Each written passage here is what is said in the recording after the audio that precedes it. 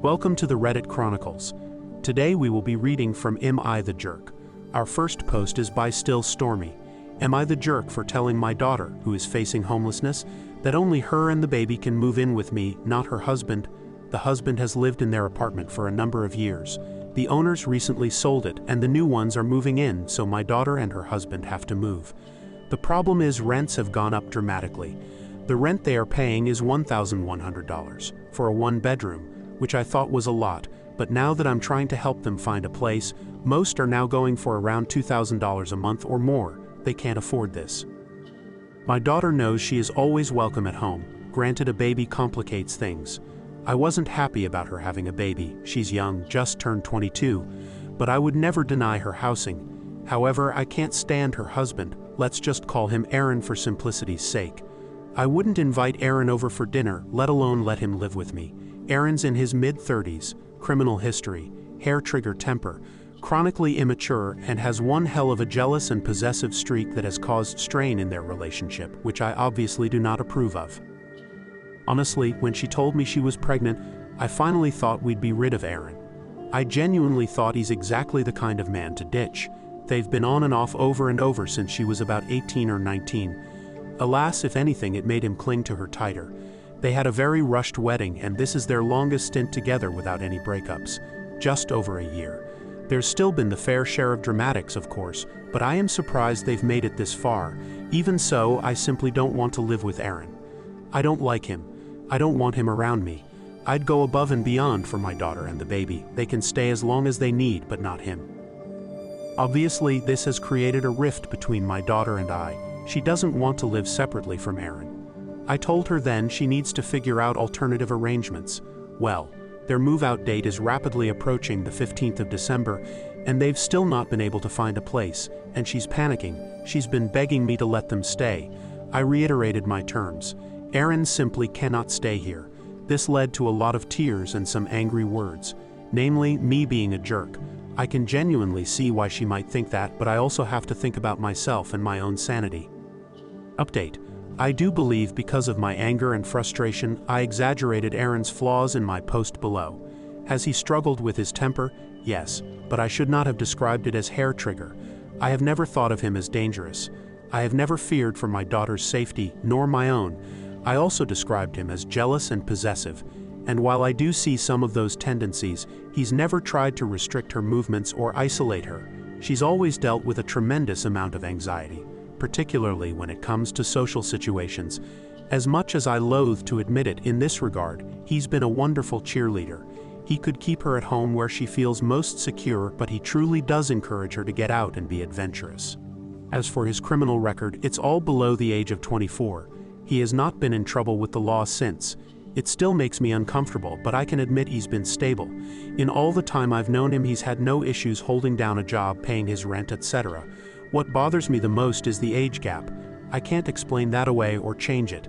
It is what it is. It makes me uncomfortable. With that said, people here keep saying he's a predator or groomer, but I just don't see that. I could very well be blind and naive. For now, however, I will defend him in this regard.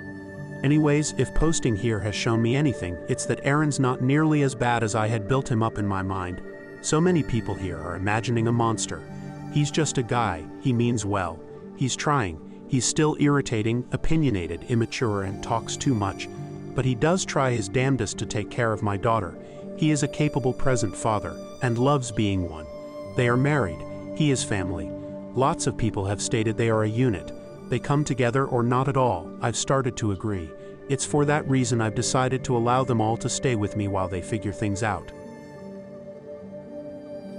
Our next post is by Fluid Location. Am I the jerk for sending him a bill for $1,000 after him and his kid ate all our food? I've been seeing Jack for 2 years now, but we live separately due to the kids and just wanting to make sure this is 100% all in before uprooting them. I have 2 sons, 13-year-old twins, and 1 daughter, 11. He has 1 daughter, 13. We do weekend stays together twice a month so far, and there's never been any major issues, honestly. The girls have gotten into a few petty arguments, but other than that, no big problems.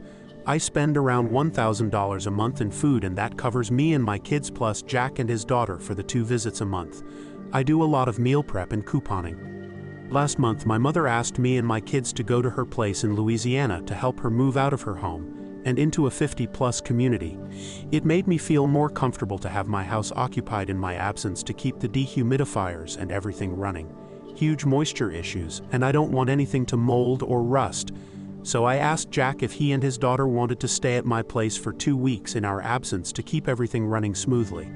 I gave it a 2-week time frame, but was unsure of how long it would actually take. I knew the drive alone would be 2 days there and 2 days back. He agreed. I did my monthly shop before leaving and spent $1,092. I told them they could have some of my food when we were gone, so maybe this is my fault. But anyways, we got back 2 days ago, 4 days before the 2-week mark, and found my house in ruin, practically. Dirty dishes on the counters and table, dirty clothes throughout the living room and bedrooms, mine and my daughter's where they slept. I keep my house clean, so this caused a lot of panic on my end. Grew up in a hoarder house, so I take pride in a clean home. But the one thing that truly tipped me over the edge was finding that they went through at least 90% of the food I bought before leaving in less than 2 weeks. We were left with a single pack of hamburger, all the veggies, and a few boxes of pasta. Jack started scrambling when we entered the home, saying, "Sorry, I was gonna clean before you got back, but I didn't expect you so soon." I just gave a hushed "please leave." He and his daughter left. But after giving it some thought, I told him he had to reimburse us the $1,000 worth of food that he and his daughter ate. I told him their intake was absolutely repulsive, that I said he could have some, not eat everything in the house and leave us with nothing. He said that he had allowed his kid to have her friends over, and they are a lot, but he shouldn't have to give me $1,000, given that I told him they could eat the food, that I have more than enough money, true, and he doesn't, also true. I still want to be reimbursed, however, and yes, we split up. Am I the jerk? Update. This may make me sound bad, but I wouldn't consider him house-sitting as doing me any favors. All he has to do was dump out the dehumidifier when it got full. I could have asked my neighbor to do that for $200. He and his daughter live in a small apartment, and coming to my house feels like a vacation to them. Their words, not mine. I have a 2-story home with 6 bedrooms on the beach, with a hot tub, a game room, cable, and high-speed internet. They were essentially getting a free vacation, and the only thing they had to do was dump the dehumidifier once a day. I more or less asked for the $1,000 based off principle alone. I don't expect him to give me the money. But since he was not understanding my viewpoint on why it was acceptable, I asked him for the $1,000 so he could open his eyes and understand how big of a deal it truly is. I did the big shop before leaving because I had work obligations scheduled for when I returned. And going out and doing a big shop in the middle of 4 showings and mandatory seminars would have been a nightmare. I didn't buy any fridge stuff outside of what I knew they would eat. Everything I bought was non-perishables, boxed dinners, and meat for the freezer. I didn't leave him over the food.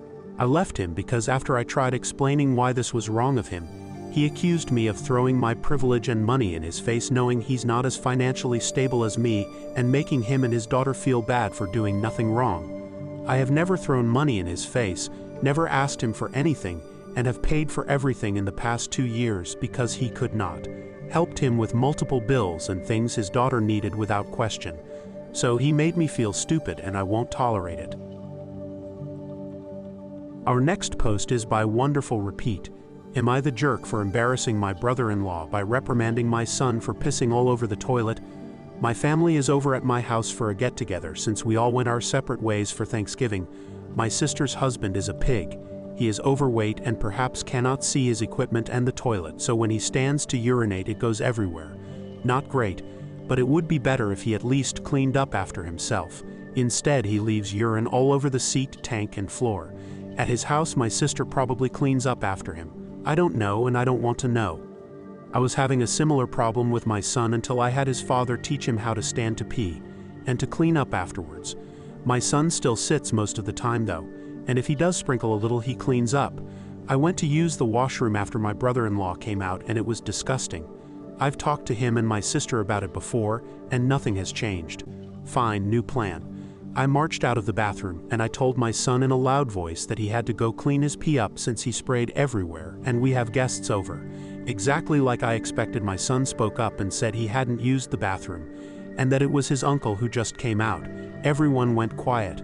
My brother-in-law went red, and my sister went into the bathroom to clean. I apologized to my son for the mistake. Afterwards, my sister said I was a jerk to embarrass her husband like that. I said that if an adult cannot piss properly or clean up after themselves, perhaps they should be embarrassed. Now we are fighting and she says I owe them an apology. 2 questions: do I owe them an apology, and am I the jerk?